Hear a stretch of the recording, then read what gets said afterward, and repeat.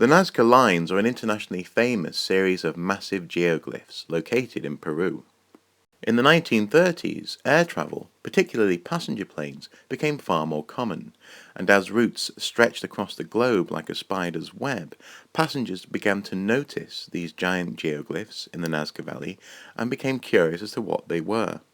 With public interest came the interest of anthropologists, and they soon set out to see how these things were made. The process was relatively simple. By scraping away the reddish-brown iron oxide crust of the desert, thin white lines could be created with relative ease.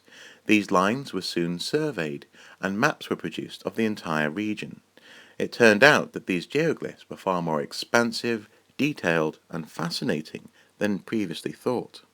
But the question was, why were they created in the first place? As is often the case with monumental archaeology, it did not take long for some to point to the stars and invoke constellations at Nazca.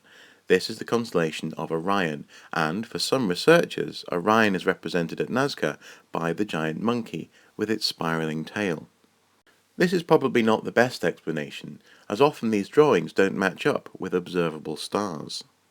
For others, it was not the reason, but the process which was fascinating.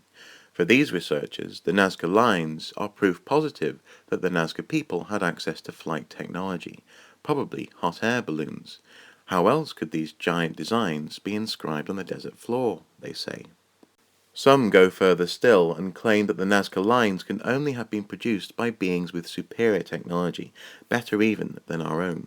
The geoglyphs represent messages, maps, or even landing strips for the express use of UFOs and beings from other worlds.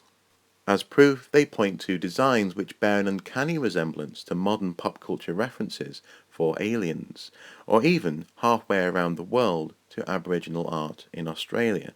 Needless to say, these ideas are not counted as mainstream archaeology.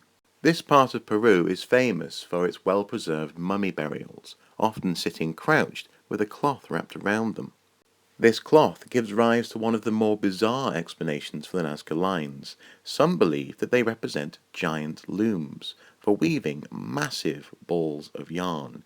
From this yarn, the Nazca people could weave their famous cloth. However, it has been demonstrated that people don't need a loom the size of a large village to create wonderful cloth. Perhaps one of the more compelling explanations for the Nazca Lines is that people in this part of the world respect the value of and depend upon water and sources of water. When this water disappears, they notice it more quickly than some. There is some evidence that there was indeed a great drought, and areas which would have been relatively lush suddenly dried up, and often the Nazca Lines follow dried up riverbeds.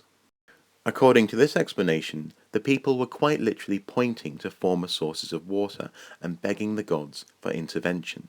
They would process the lines and ingest hallucinogenics in order to commune with the spirits of the gods, often in the form of an animal.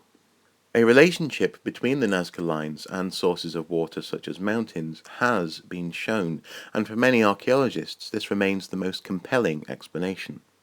No one yet claims, however, to fully understand the reasons behind the Nazca Lines, and perhaps we never will.